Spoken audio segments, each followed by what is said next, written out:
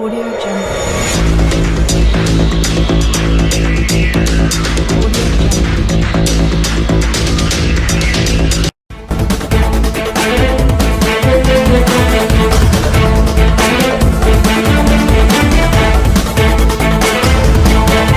Assalamu alaikum. Hello all my dear students. How are you today? Fine? Nice? I hope so. Today I'm going to analyze the protagonists of this play, the two protagonists, Romeo and Juliet.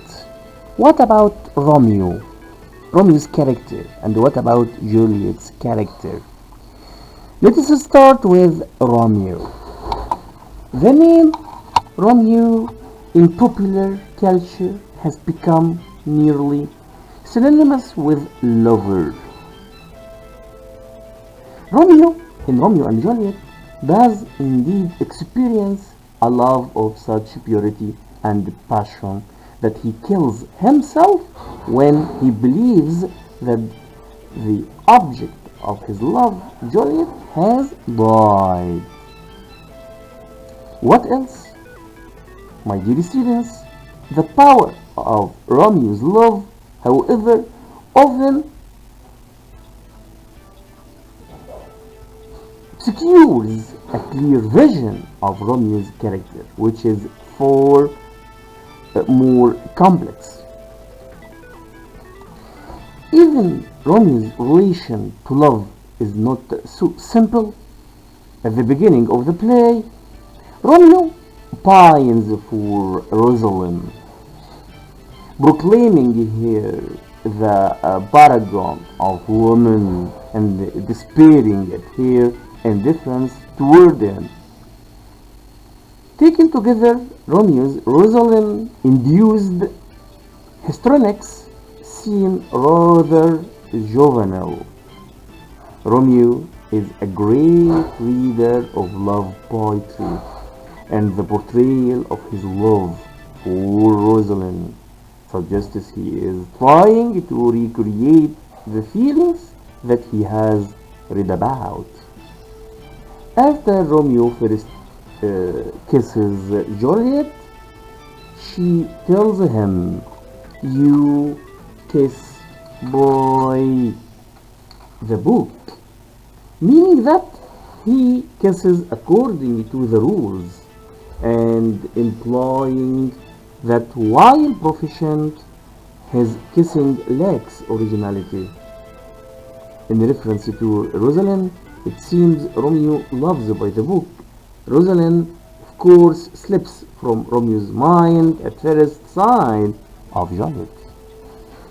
But Juliet is no mere replacement for Rosalind. The love she shares with Romeo is far deeper, more authentic, and unique than the cliched puppy love felt for Rosalind. I can say Romeo's love matures over the course of the play, from the shallow desire to be in love to a profound and intense passion. One must ascribe Romeo's development, at least in part, to Juliet. Her level-headed observations, such as the one about Romeo's kissing, seem just the thing to snap from his superficial idea of love and to inspire him to begin to speak some of the most beautiful and intense love poetry ever written. Yet Romeo's deep capacity for love is merely a part of his larger capacity for intense feeling of all kinds. Put another way, it is possible to describe Romeo as lacking the capacity for moderation. Love compels Romeo to sneak into the garden of his enemy's daughter, risking death simply to catch a glimpse of her. Anger compels Romeo to kill his wife's cousin in a reckless duel to avenge the death of his friend. Despair compels Romeo to suicide upon hearing of Juliet's death.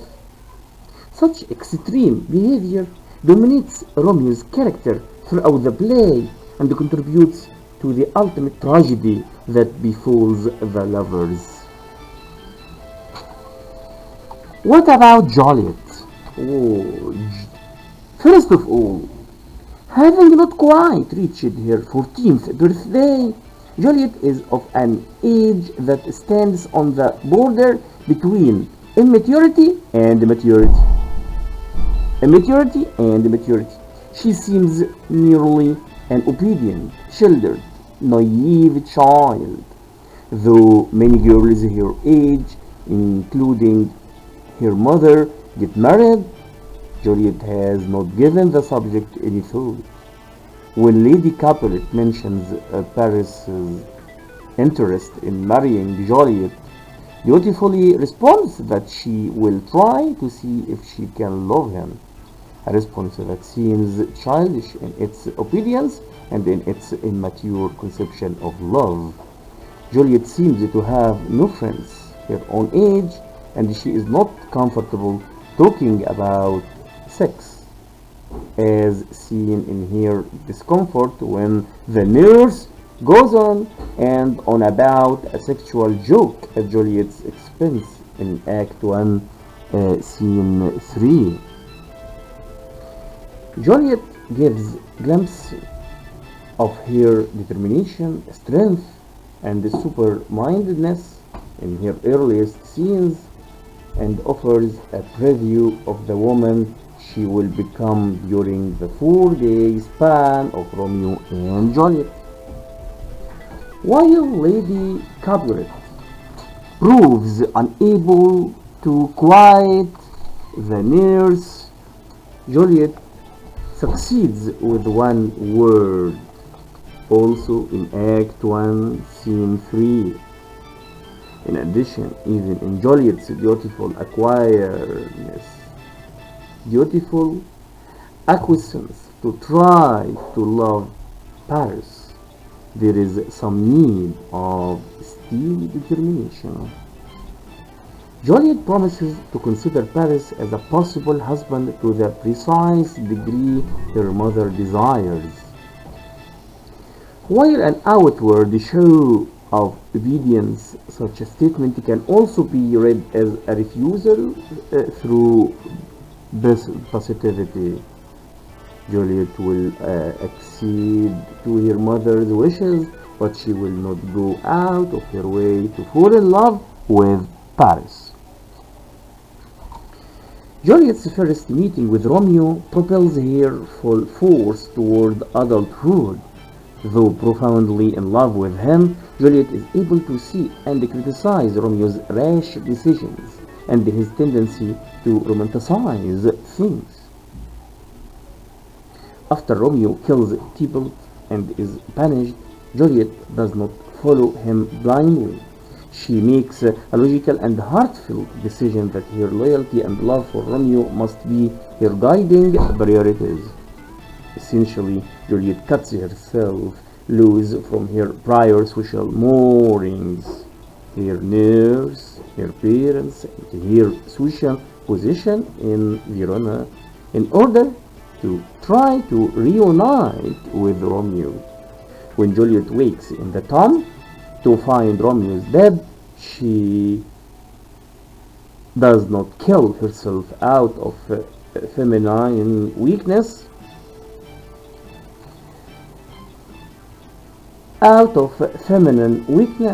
but rather out of an intensity of love, just as Romeo did. I can say Juliet's suicide actually requires a more nerve than Romeo's. While she swallows poison, she stabs herself through the heart with a dagger.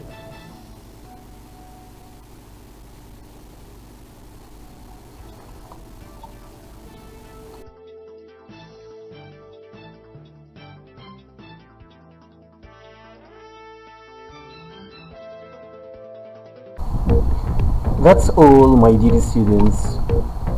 I have now come to the end of my presentation.